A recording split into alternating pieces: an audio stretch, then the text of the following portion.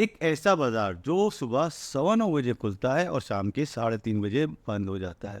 इन 6 घंटों में लाखों करोड़ों लोगों की किस्मत बनती भी है और बिगड़ती भी है। आज के इस वीडियो में हम डिस्कस करेंगे शेयर मार्केट की बेसिक से लेके एडवांस तक सभी इम्पोर्टेंट एस्पेक्ट। इसलिए आज का ये वीडियो बहुत ज़्यादा इन्फॉर्मेटिव होने वाला है और एंड तक ज़रूर देखिएगा, क्योंकि शेयर मार्केट आजकल हर आदमी इन्वॉल्व होता है। शेयर मार्केट में इन्वेस्ट करने से पहले किसी को भी ये कुछ बातें ठीक से समझ लेना बहुत ज़्यादा ज़रूरी है। आज के इस वीडियो में हम बात करेंगे कि शेयर मार्केट क्या रिस्की है, और अगर रिस्की है तो कितना रिस्क है। दूसरी बात यह है कि कई सारे यंगस्टर्स का सवाल आते हैं कि हमारे पास ज़्यादा पैसे नहीं होते, ज़्यादा सैलरी भी नहीं होती, तो हम कैसे इन्वेस्ट कर सकते हैं। इसका भी सॉल्यूशन आज मैं आपको दूंगा। और तीसरा टॉपिक सबसे ज़्यादा इम्पोर्टेंट है कि कोई भी बिगनर शेयर मार्केट में शुरुआत करने से पहले कदम कैसे उठाए। और चौथा टॉपिक ये है कि दुनिया में कई लोग वो अरबपति बनने के बाद भी, ये कई लोग अरबपति बन जाते हैं उसके बाद भी ये बाजार इतना बदनाम क्यों है। आज ये भी बताऊंगा कि क्यों delivery based trading day trading से ज़्यादा बेहतर ऑप्शन है। साथ में ये भी जानेंगे कि why investing in share market is the only good option left for middle class family. Video के आखिर में मैं आपको बताऊंगा शेयर बाजार की गिरने और उठने का कारण क्या है, असली वजह क्या है, किसी भी कंपनी के शेयर प्राइस क्यों गिरते हैं और क्यों बढ़ते हैं। चलिए शुरू करते हैं आज की इस धमाकेदार वीडियो को। तो सबसे पहला सवाल, क्या शेयर मार्केट रिस्की है? इसका सीधा सा जवाब है जी बिल्कुल। जहां आप मॉनेटरी बेनिफिट्स के लिए इन्वेस्ट करते हैं वो जगह रिस्की ही होती है। जहां प्रॉफिट होने की पॉसिबिलिटीज हो वहां लॉस होने के चांस भी होता है। शेयर खरीदने का मतलब ये है कि आप उस कंपनी के कुछ हिस्से के मालिक बन रहे हैं।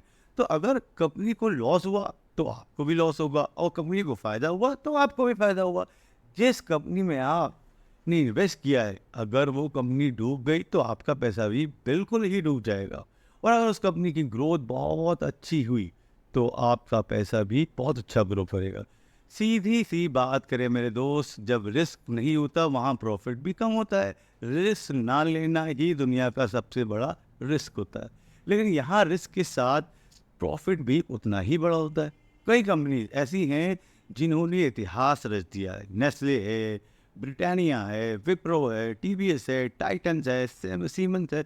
बहुत सारी कंपनी है जिन्होंने लोगों को इंस्पायर किया है बाजार में पैसा डालने के लिए। क्यों?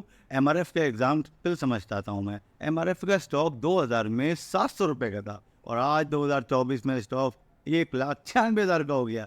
यानी अगर किसी ने 2001 में 1 लाख एमआरएफ के शेयर्स खरीदे होते तो उसकी कीमत 1,80,00,000 होती। नेस्ले का एग्जाम्पल लेते हैं। 2000 में नेस्ले का शेयर 549 रुपीज़ का था। 2020 में ये बढ़कर 1,83,092 हो गया। सर ब्रिटानिया को देख लो, 1990 में सिर्फ एक का स्टॉक था, आज 2024 में 5,235 का हो गया, यानी 370 गुना रिटर्न। तो ये बात समझने वाली है कि शेयर मार्केट रिस्की तो है, इसीलिए ये रिटर्न भी इतना ही शानदार होता है। लेकिन आप समझदारी से अगर इन्वेस्ट करें तो रिस्क ख़त्म या बिल्कुल ना के बराबर किया जा सकता है। अब अगला इम्पोर्टेंट सवाल है जो क्या यंगस्टर्स मुझसे लगातार पूछ रहे हैं कि सर हमारे पास पैसा ज़्यादा नहीं है, पैसा नहीं होता, सैलरी नहीं होती, तो हम कितना इन्वेस्ट करें, कैसे करें, क्या करें। तो देखो भाई मेरे यंगस्टर भाई बहन, आपको करना ये है कि अब से हर महीने 1,000 रुपये अलग कर लीजिए और इन्वेस्ट करना शुरू कर दीजिए। इतना छोटा सा अमाउंट कोई भी आराम से निकाल सकता है।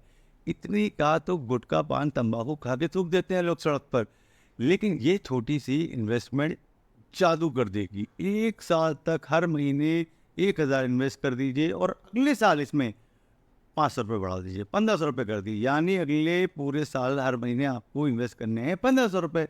तीसरे साल फिर इसको आपको उतारना है 1,500 की बजाय आप इसे 3,000 कर दीजिए, यानी तीसरे साल में हर महीने आपको 3,000 इन्वेस्ट करने हैं। इतनी बढ़ोतरी आपको हर साल आराम से आप कर सकते हैं, क्योंकि धीरे धीरे आपकी कमाई भी तो बढ़ेगी, जैसे नॉर्मल होता है धीरे धीरे बढ़ती है।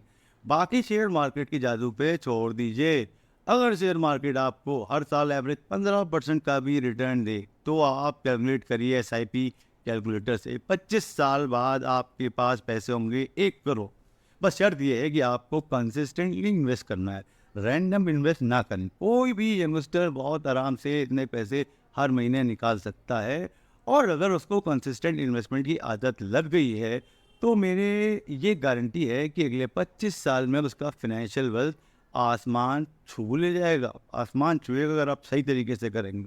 अब ये टॉपिक बहुत इंपॉर्टेंट है कि शेयर मार्केट में शुरुआत करने का पहला कदम कैसे उठाएं। ये बहुत ही आसान है। आजकल के डिजिटल माहौल में आपको चाहिए एक आधार कार्ड, एक पैन कार्ड और एक बैंक अकाउंट। साथ साथ ट्रेड करने के लिए एक डीमैट अकाउंट। बहुत सी कंपनी भारत में है जहां पर आप डीमैट अकाउंट ओपन करवा सकते हैं और उस डीमैट अकाउंट के थ्रू शेयर खरीद या बेच सकते हैं, ट्रेडिंग कर सकते हैं। पर जब भी आपको कोई शेयर बाई और सेल करेंगे तो उस पर हर ट्रांजैक्शन में आपको एक ब्रोकरेज देनी पड़ती है। अगर आपको उस ब्रोकरेज से बचना चाहते हैं तो एक ऐप बताता हूँ मैं आपको यहाँ पर, जो आपका नहीं पैसा लेता, शून्य, जहाँ पर कोई ब्रोकरेज चार्ज नहीं जाता। आप कुछ पैसे बचा सकते हैं। आप चाहें तो उसको एक बार अपने लेवल पे खुद भी चेक कर सकते हैं, कहीं बाद में ब्रोकरेज लग तो नहीं जाएगा। आप खुद चेक कीजिए। इनका एक कैलकुलेटर डाउनलोड कर लीजिए, लिंक मैं नीचे डिस्क्रिप्शन में दे दूंगा। इस कैलकुलेटर पर जब आप स्टॉक डालेंगे, बाइंग प्राइस और सेलिंग प्राइस डालेंगे और कैलकुलेट नाउ पे क्लिक करेंगे तो आपको पता चल जाएगा यहाँ ब्रोकरेज शून्य है, सिर्फ गवर्नमेंट चार्जेस एप्लीकेबल है। इस पर ये एक और अच्छा फीचर मैंने देखा है, चेक करके रहा हूँ, कि मुझे मालूम चला कि इनके पास एक AI बेस्ड प्रेडिक्टर टूल है जो 3 दिन से लेकर 1 साल तक का स्टॉक रिकमेंड करता है कि कौन सा स्टॉक ऊपर गया, कौन सा स्टॉक नीचे गया, उसकी पूरी डिटेल करता है स्टडी। अगले आगे लेके चलता हूँ और बात करता हूँ कि टॉपिक नंबर 4 कि दुनिया में लोगों के पास अरबपति बन गए बाद इसके बाद भी शेयर मार्केट क्यों बदनाम करते हैं, क्यों इतना बदनाम है, इसके जिम्मेदार काफ़ी हद तक हमारा सोशल मीडिया भी है।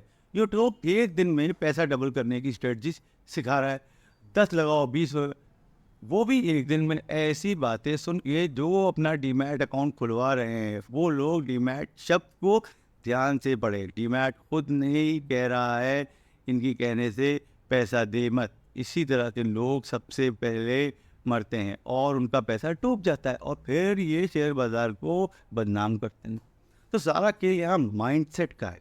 आप सोचिए, अगर आप कोई प्रॉपर्टी खरीदते हैं तो क्या सुबह खरीदा और शाम में बेच देंगे? नहीं ना, तो वो पैसा डबल हो जाएगा? नहीं।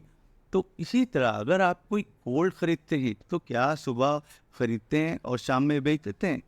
गोल्ड के बारे में लोग सालों साल रखते हैं, गोल्ड को 30-30, 40-40, 50-50 साल लॉकर में रखे रहते हैं, तब तक उसकी वैल्यू बढ़ जाती है। अब आज का टॉपिक नंबर 5 उसकी बात करते हैं। क्यों delivery based trading day trading से ज़्यादा बेटर ऑप्शन है? पहले समझते हैं इन दोनों में फ़र्क क्या है। डे ट्रेडिंग नाम से ही क्लियर हो रहा है कि इसमें जिस दिन खरीदें उसी दिन बेच देते हैं, चाहे फ़ायदा हो या नुकसान हो, उसी दिन हिसाब किताब बराबर। दूसरी तरफ डिलीवरी बेस्ड ट्रेडिंग में आप शेयर्स खरीदते हैं, अपने पास रखते हैं और पेशेंस रखते हैं, भाव बढ़ने का इंतजार करते हैं। ये मेरा पसंदीदा तरीका है। सक्सेस प्रिंसिपल दोनों तरह की ट्रेडिंग में जुड़ा है। डे ट्रेडिंग में न्यूज़ और अफवाहों के बड़ा इंपॉर्टेंट रोल होता है। कोई अफवाह फैल गई और ऐसा हो गया तो रेट गिर गए, बढ़ गए, लेकिन वो सरकार गिरने वाली है तो बाजार के दाम गिरने लगते हैं। और सुबह खरीदार शाम में करोड़पति होता है, शाम में कुछ और हो जाता है, तो उसकी हालात यहाँ पतली हो जाती है। उसकी हालत यह नेचुरल है कि डे ट्रेडिंग कभी कभी काफ़ी डेंजरस होता है, और डे ट्रेडिंग करने वालों के पास एक चीज़ कभी नहीं होती जो डिलीवरी ट्रेडिंग करने वालों के पास होती है, और वो है टाइम टू रिकवर। कौन से 5 कारण जिनके कारण शेयर बाजार गिरता है, और वो कौन से 5 कारण हैं जिनके वजह से शेयर मार्केट उठता है, प्राइस बढ़ जाती है। और सबसे लास्ट में दूंगा सबसे बड़ी खुशी की खबर। चलिए बात करते हैं कि क्यों गिरते हैं शेयर बाजार। 5 रीज़न दूंगा मैं आपको कि क्यों गिरता है शेयर की मार्केट। सबसे पहला, विल टू बाय, सीधी सी बात है, अगर लोगों में खरीदने की इच्छा होती है तो बाजार उठ जाता है, बेचने की इच्छा होती है तो बाजार गिर जाता है। लोगों में खरीदने की इच्छा होने के सबसे बड़ा कारण है देश की इकोनॉमी। अगर देश की इकोनॉमी अच्छी है, स्टेबल है, तो लोग खरीदते रहते हैं, बाजार शानदार परफॉर्म करता है। अगर देश की इकोनॉमी हिचकोले खा रही है तो लोग बेचने और बाजार गिरने के बहुत ज़्यादा चांसेस होते हैं। दूसरा कारण क्या है? Daily news. शेयर मार्केट को रोज करवट बदलती रहती है। अगर किसी दिन देश में पॉजिटिव न्यूज़ ज़्यादा है तो उस बाजार का खेलने लगते हैं, और अगर कोई नेगेटिव न्यूज़ आ गई बाजार गिर जाता है। जैसे कि खबर आई कि भारत का जीडीपी 8% रह गया, देखना बाजार छलांग मारा लगेगा, और न्यूज़ फ्लश हो पे कि सरकार प्राइवेटाइजेशन करने जा रहा है तो भी बाजार छलांग लगाएगा। और गलती से खबर आ गई कि टैक्सेस बढ़ने वाले हैं तो अंधाधुंध मुंह के भर गिर जाएगा, सारा बाजार चेंज हो जाता है। अब तीसरी बात करें तो वो है इन्फ्लेशन। शेयर बाजार पर महंगाई यानी इन्फ्लेशन का बहुत बड़ा इम्पैक्ट पड़ता है। देखो दोस्त, जब जब महंगाई बढ़ेगी, सीधी सी बात है, कॉस्ट ऑफ प्रोडक्शन भी बढ़ जाएगा, जिससे प्रोडक्ट की कमोडिटी के रेट्स बढ़ेंगे और डिमांड ऑटोमेटिकली कम हो जाएगी। अब डिमांड कम होगी तो सेल्स कम होगी, सेल्स कम होगी तो प्रॉफिट्स कम होंगे। इसके अलावा महंगाई बढ़ने से इंपोर्ट और एक्सपोर्ट का बैलेंस भी गड़बड़ हो जाता है, जिसके कारण शेयर गिर जाते हैं।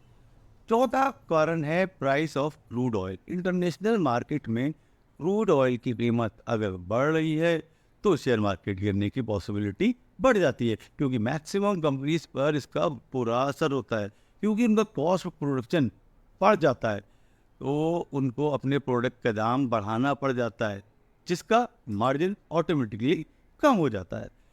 अब बात करेंगे पांचवा और आखिरी कारण बाजार के गिरने का, जो है कि ग्लोबलाइजेशन।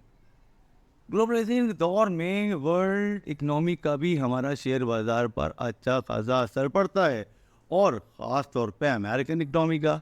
ये प्रभाव इसलिए भी पड़ता है क्योंकि इन्फोसिस, विप्रो जैसी बड़ी बड़ी कंपनी अमेरिकन शेयर मार्केट में भी लिस्टेड है, और वहाँ अगर कीमत गिरती है तो नेचुरली उस बाज़ार को फ़र्क पड़ता है, यहाँ भी उसका फ़र्क पड़ता है। अब बात करते हैं कि उन 5 कारण की जिनकी वजह से शेयर के भाव बढ़ जाते हैं। सबसे पहला, ऑर्डर। जब भी किसी कंपनी को कोई बड़ा ऑर्डर मिलता है तो कंपनी की शेयर प्राइसेस छलांग लगाते हैं। सीधी सी मैथ है कि ऑर्डर पूरा होने पर प्रॉफिट होगा, इसकी उम्मीद में शेयर के प्राइसेस बढ़ जाते हैं हमेशा। दूसरा कारण है प्राइस बढ़ने का, सेल्स। जब भी किसी कंपनी की सेल्स बढ़ती है तो उसका शेयर प्राइस भी बढ़ जाता है। खबर आई कि टाटा मोटर्स ने 28% ज़्यादा गाड़ियाँ सेल करेंगी, टाटा मोटर्स का शेयर प्राइस अपने आप बढ़ जाएगा। तीसरा कारण है प्राइस बढ़ाने का, जॉइंट वेंचर। जॉइंट वेंचर भी बहुत बड़ा रीज़न है दोस्तों, किसी भी कंपनी की शेयर प्राइस का बढ़ना। जब भी कंपनीज को जॉइंट वेंचर होता है तो नॉर्मली दोनों ही कंपनी के शेयर प्राइस बढ़ जाते हैं, क्योंकि जॉइंट वेंचर से दोनों की प्रोग्रेस पॉसिबिलिटीज बढ़ जाती है। अब अगर हम बात करें चौथे कारण की, तो वो है एक्विजिशन। जब भी कोई कंपनी किसी दूसरी कंपनी को एक्विजिशन करती है तब भी उस कंपनी के शेयर प्राइस बढ़ जाते हैं। अब पांचवा रीज़न है सबसे हैरान करने वाला, मॉनसून। हैरान होंगे आप कि जहाँ की बात कर रहे हैं कंपनीज के शेयर की, रेट मौसम के हिसाब से भी बढ़ते ही और कम होते हैं। सही समय पे रेट, सही समय पे ख़राब रेट हो जाता है। कैसे? सीमेंट बनाने वाली कंपनीज की सेल्स बारिश के मौसम में कम हो जाती है, क्योंकि प्रोडक्ट की डिमांड गिर जाती है, क्योंकि बारिश में कंस्ट्रक्शन का काम रुक सा जाता है, इसलिए उस वक्त सीमेंट कंपनी की भाव कंपैरेटिवली कम हो जाती है। लेकिन जैसे ही बारिश खत्म होती है तो मानसून ढीला होता है, डिमांड उसकी बढ़ जाती है और भाव में हलचल शुरू हो जाती है। इस तरह का जो जो मौसम से रिलेटेड होते हैं उसमें इस तरह से आचार भाव आते हैं। तो दोस्तों, आज की वीडियो में इतना ही। अगर आपके पास कोई क्वेरी है तो आप कमेंट सेक्शन में बता सकते हैं। आई होप ये वीडियो आपको पसंद आया है। पसंद आया हो तो एक लाइक करें और मेरे चैनल को तो ज़रूर सब्सक्राइब करें। Thank you.